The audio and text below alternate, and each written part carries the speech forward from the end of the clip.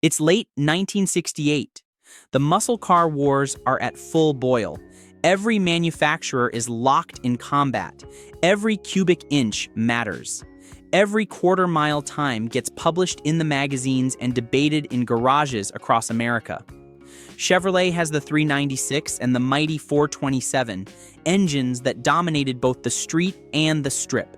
Chrysler is terrorizing drag strips with the 426 Hemi, an engine so dominant that other manufacturers complained it wasn't fair. Pontiac has the 400 and 455, making waves in everything from GTOs to Firebirds. And Ford? Ford drops a bomb. A massive, all-new big block called the 429 ThunderJet. On paper, it should have been a legend. Big displacement, modern design, serious power, clean sheet engineering from the ground up. The kind of engine that should have dominated streets and tracks for years. But instead, it faded into the background, overshadowed, misunderstood, and quietly left behind. Most people don't realize this, but the 429 ThunderJet wasn't supposed to be the forgotten one. It wasn't designed to be a footnote. It was supposed to be the future.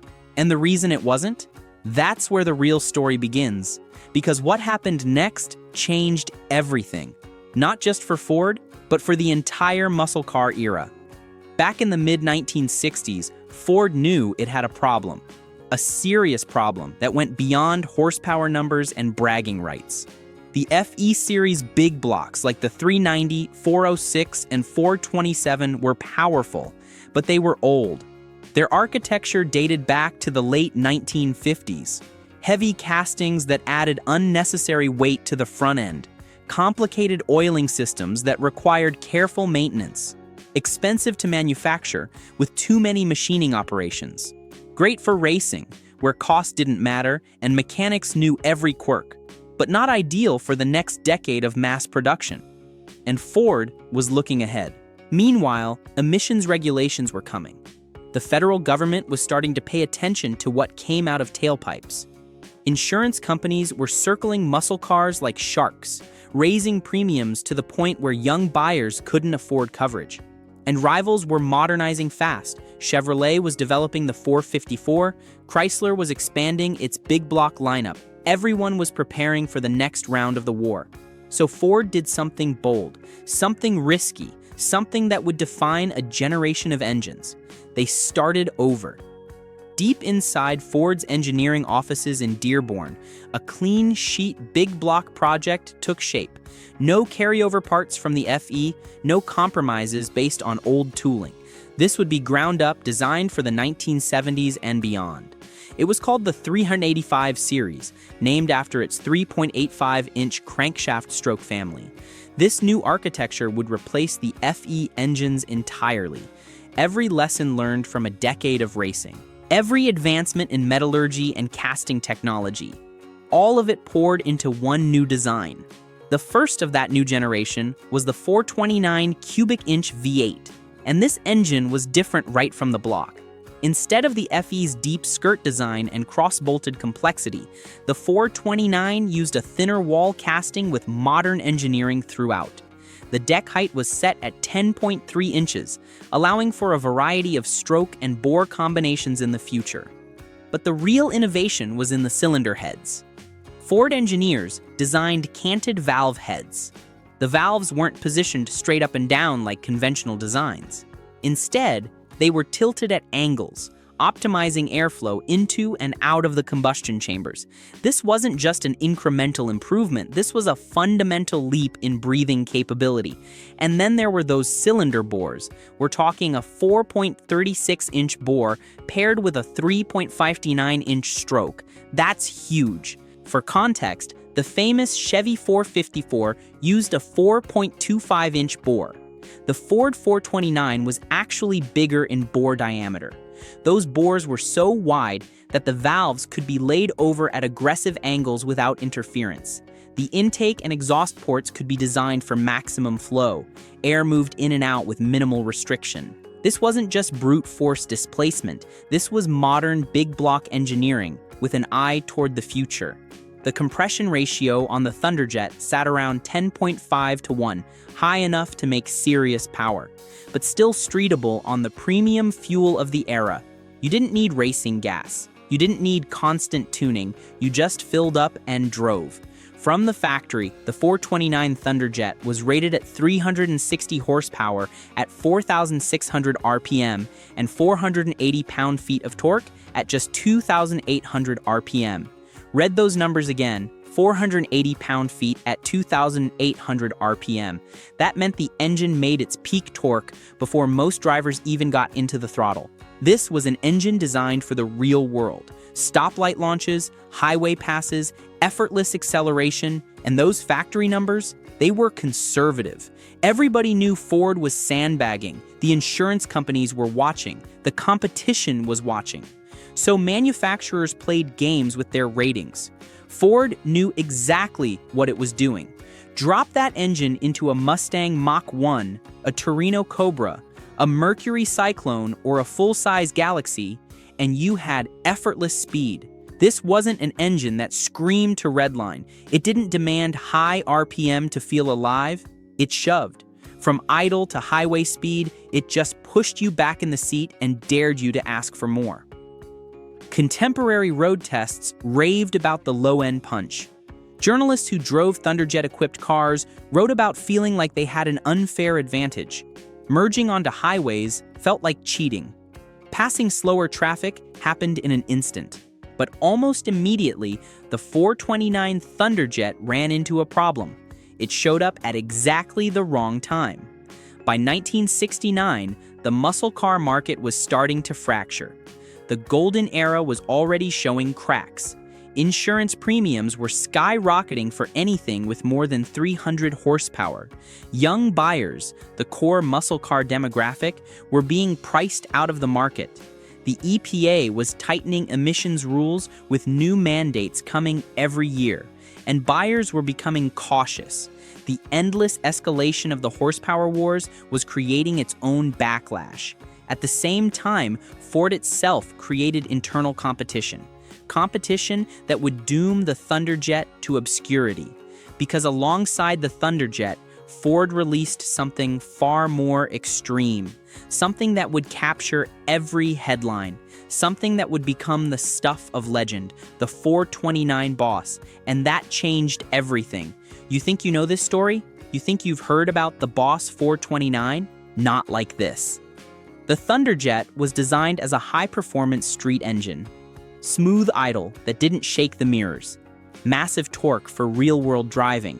Reliable daily use without constant attention. The kind of engine a regular person could own and enjoy. But the Boss 429 was built for one reason only: NASCAR homologation. NASCAR had rules. To race an engine, you had to sell it to the public. A minimum number of units had to reach civilian hands. So Ford created a street-legal version of their NASCAR engine. They stuffed a racing-derived 429 with huge hemispherical-style combustion chambers into Mustangs, barely fitting under the hood. The shock towers had to be moved. The suspension had to be modified. The entire front end was essentially rebuilt to accommodate this monster. That Boss engine got all the attention, all the magazine covers, all the headlines, all the mythology. Suddenly, when people heard Ford 429, they thought of the Boss. The race engine, the legend, the untouchable, and the ThunderJet, it looked boring by comparison. It was just the regular 429, the one for people who didn't want something extreme. But here's what most people miss. Here's the part of the story that never gets told. The ThunderJet was actually the smarter engine. Under the hood, the ThunderJet used hydraulic lifters instead of the solid lifters in the Boss. That meant quieter operation, no periodic valve adjustments, no ticking and clattering at idle, just smooth, refined power delivery that you could live with every day. The cylinder heads flowed extremely well for a production casting. Ford's engineers had done their homework. The ports were designed using the latest flow bench techniques. For a factory head, the flow numbers were impressive, and the bottom end was strong enough to handle serious abuse. The crankshaft was forged. The main caps were substantial. The block was designed with years of racing experience informing every dimension. In testing, stock ThunderJets were pushing well over 400 horsepower with minor tuning. Open up the exhaust with headers or free-flowing mufflers. Adjust the timing a few degrees. Rejet the carburetor for slightly richer mixtures, and the engine came alive. It wanted to make power. Ford had just left room for improvement from the factory. Quarter-mile times told the real story, the story that magazine comparisons often missed. In a 3,800-pound Mustang Mach 1, a 429 ThunderJet could run the quarter in the low 13-second range. That's a heavy car. That's a lot of mass to move. And it was doing it with factory equipment.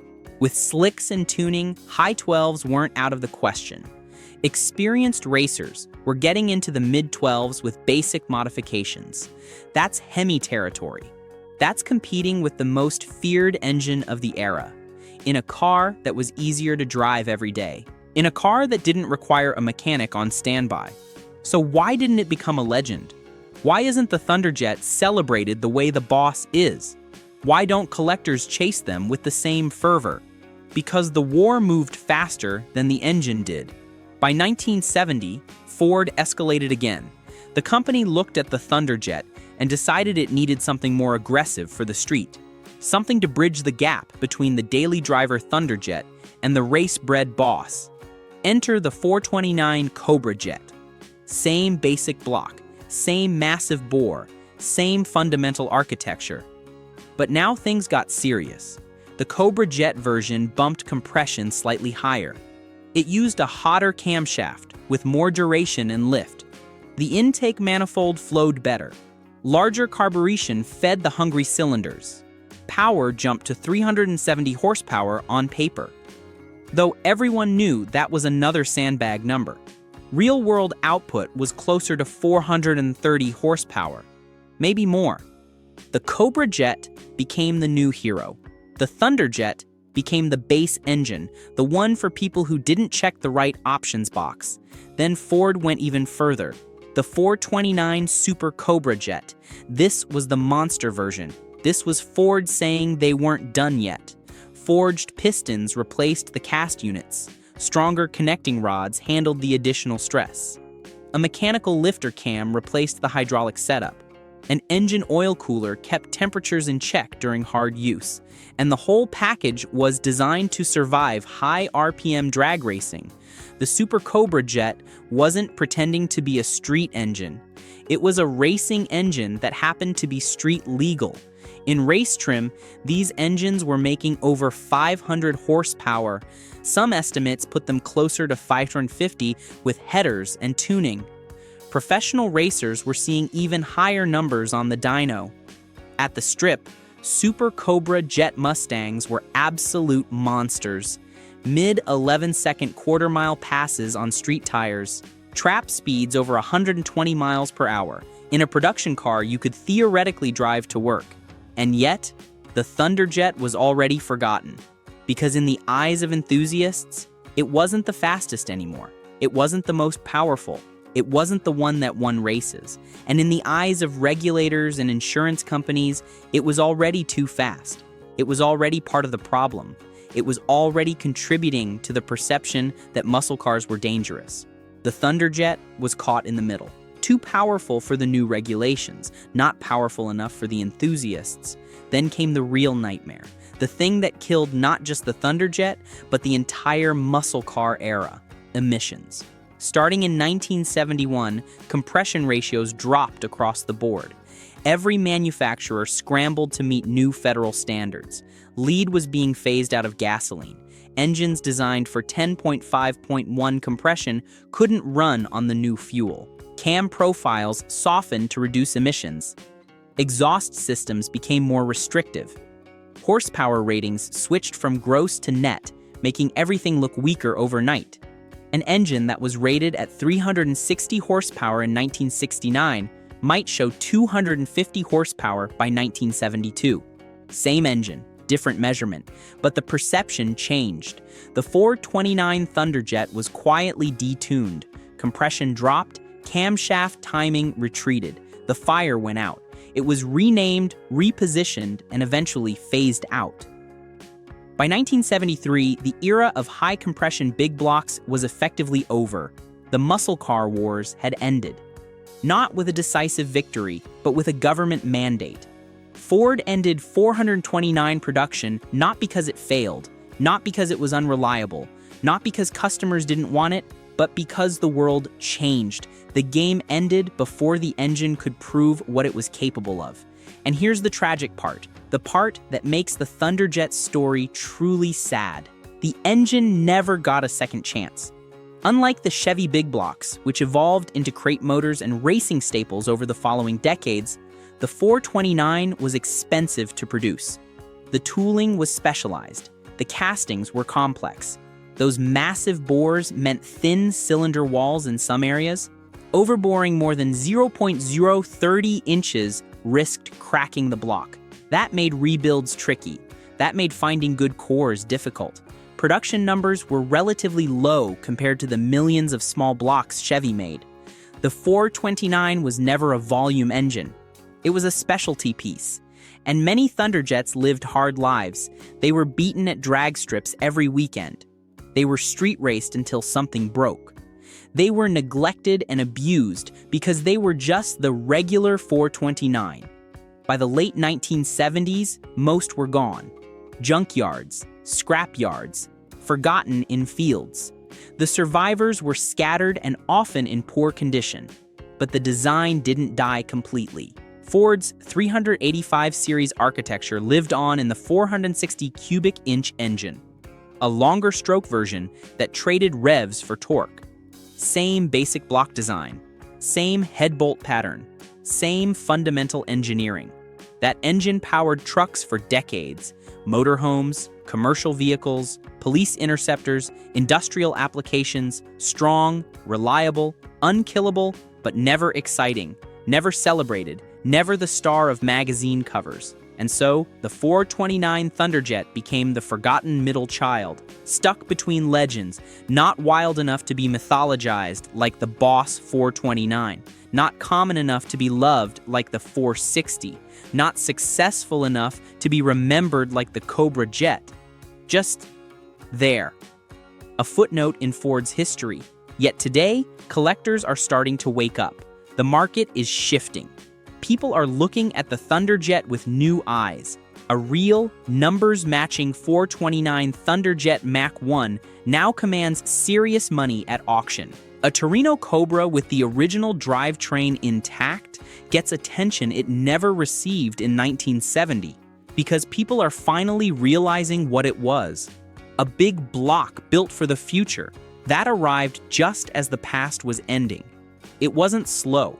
It wasn't weak. And it wasn't a mistake. It was just born at the wrong moment, introduced when the party was ending, released when the rules were about to change forever. A reminder that in automotive history, timing matters as much as horsepower. That being good isn't enough. That being ahead of your time can be just as fatal as being behind, because sometimes the best engines don't lose, they don't fail, they don't break. They just get left behind. If you enjoyed this deep dive into Ford's forgotten warrior, let me know in the comments what story you want next. Another forgotten engine that deserved better. Another rivalry that shaped the industry. Another moment when Detroit changed forever. And make sure to subscribe, because there are a lot more secrets under the hood waiting to be told. The muscle car era is full of stories that never got their due. And we're just getting started.